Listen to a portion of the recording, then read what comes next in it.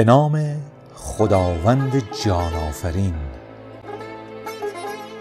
آیین زندگی، گلستان و بوستان برای جوانان. نوشته دکتر رضا سعیدی فیروزآبادی. خوانش دکتر حمید توانگر.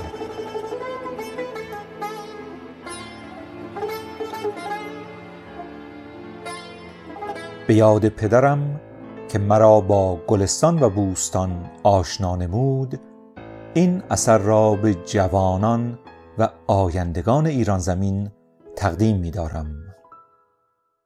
کتاب پیش روی گزیده‌ای است از دو کتاب گلستان و بوستان که به عنوان گامی نخستین برای آشنایی جوانان ارجمند ایران زمین با اندیشه‌های سعدی به نگارش در آمده است. از همکار ارجمندم دکتر علی یزدی نژاد، مدیر انتشارات میرماه، که در تمام مراحل آماده سازی و انتشار این اثر از تلاش ارزنده و مهربانی هایشان برخوردار بودم، سپاسگزاری می نمایم. پاینده ایران، دکتر رضا سعیدی فیروزآبادی، رئیس بخش پیوند اعضای دانشگاه ایالتی نیویورک، بهار 1402 خورشیدی 2023 میلادی.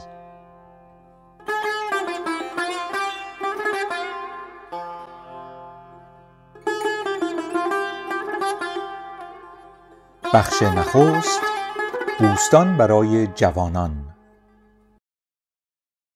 مقدمه بوستان، صفحه 11.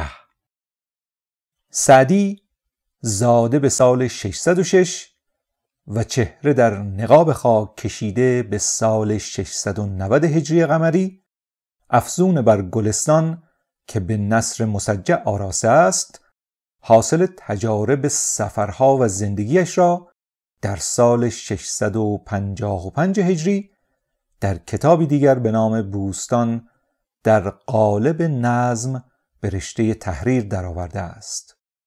بوستان با ستایش پروردگار آغاز می شود.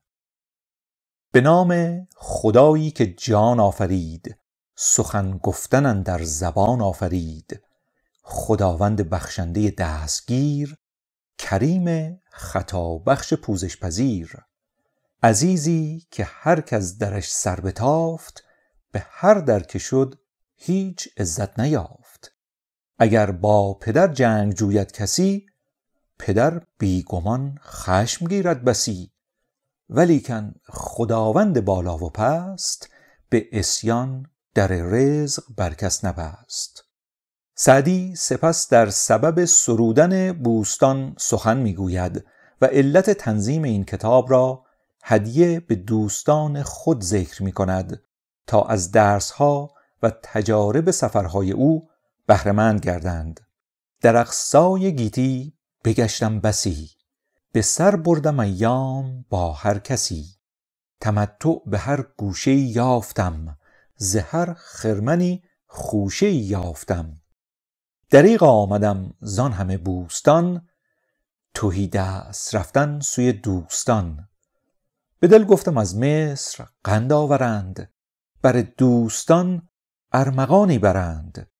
مرا گر تهی بود از آن قند دست، سخنهای شیرین تر از قند هست. کتاب بوستان در 10 باب تدوین شده است. باب اول در عدل و تدبیر و رای، باب دوم در احسان، باب سوم در عشق و مستی و شور، باب چهارم در تواضع، باب پنجم در رضا، باب ششم در قناعت، باب هفتم در عالم تربیت، باب هشتم در شکر و عافیت، باب نهم در توبه و راه ثواب و باب دهم در مناجات و ختم کتاب.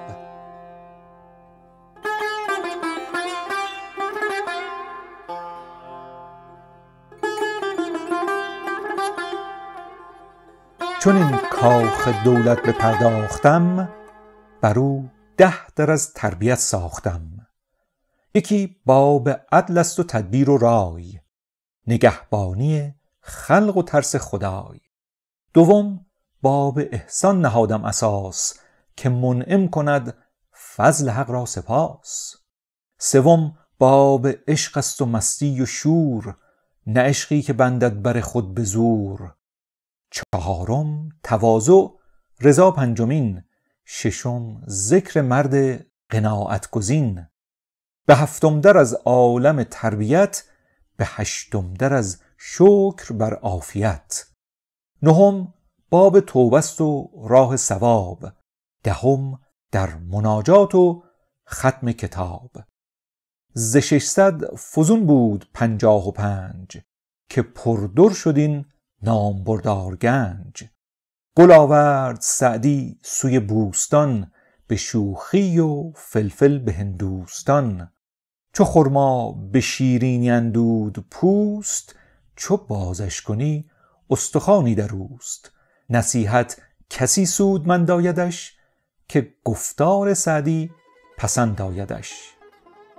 اندیشه سعدی در بوستان همان اندیشه ایران شهری است، زیرا او هم چون نخبگان دیگر ایران زمین نظیر فردوسی، فارابی و خواجه نظام الملک قصد دارد با زنده کردن این اندیشه زمینه تداوم فرهنگی ایران زمین را فراهم سازد.